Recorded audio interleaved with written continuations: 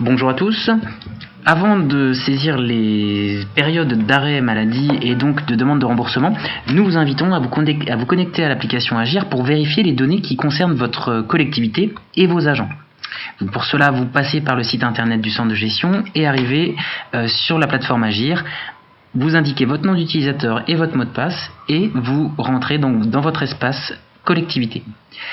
Dans cet espace, je vous invite à rejoindre l'onglet collectivité, détail de la collectivité pour vérifier les données propres à votre collectivité. Sur le panneau d'accueil, vous observez toutes les informations les plus importantes, votre adresse postale, ainsi que les différentes coordonnées téléphoniques, fax, internet et surtout email. Vérifiez bien qu'il n'y ait pas d'erreur dans cette saisie. Ensuite, nous vous invitons à vérifier éventuellement les numéros d'affiliation, CNRAC, CNRACL, Contact, mais surtout le numéro SIRET, donc qui doit comporter normalement 14 digits, 14 caractères.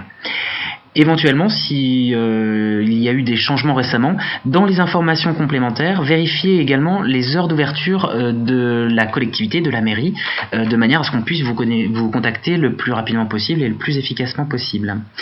Voilà pour ces premières préconisations et vérifications préalables pour la collectivité.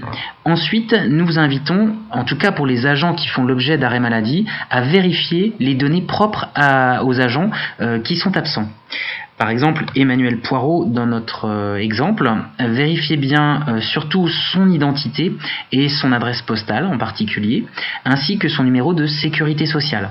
Donc vérifiez bien sa date de naissance, qui est assez importante, éventuellement son adresse. Cela peut être utile pour les instances médicales, les commissions de réforme et les comités médicaux, dans le cadre d'organisation d'expertise ou de contre-visite médicale.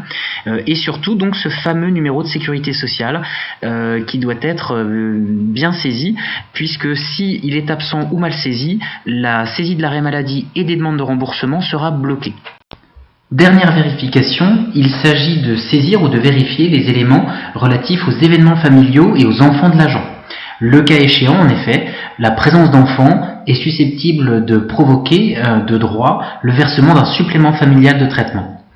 Pour cela, et pour vérifier ces données, cliquez sur le bouton « Événements familiaux enfants », comme ceci. Dans cette partie, vous pouvez voir l'historique des données propres à l'agent. Vous pouvez les contrôler et éventuellement aussi ajouter des événements, que ce soit des mariages, des divorces, mais également la présence d'enfants qui sont importants au niveau du remboursement réalisé pour la collectivité, puisque le supplément familial de traitement peut être remboursé par l'assureur. Si l'historique des enfants n'est pas à jour, vous pouvez cliquer sur le bouton « Ajouter » et saisir la présence d'un enfant. Par exemple, pour Monsieur Poirot Emmanuel, nous allons rajouter un enfant, un garçon, qui se prénomme Poirot Thomas, indiquer la date de naissance, et ensuite cliquez aussi sur le fait que cet enfant ouvre droit au versement supplément familial de traitement.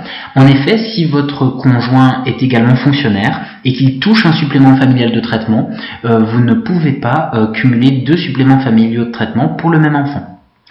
Une fois que vous avez cliqué sur oui ou non sur le supplément familial de traitement, vous pouvez valider cet enfant-là, qui apparaîtra dans l'historique des enfants de l'agent, comme ceci. Une fois ces données vérifiées et validées, vous pouvez retourner à la fiche identité de l'agent et poursuivre cette fois la saisie du sinistre, c'est-à-dire la saisie de l'absence et la demande de remboursement auprès de l'assureur.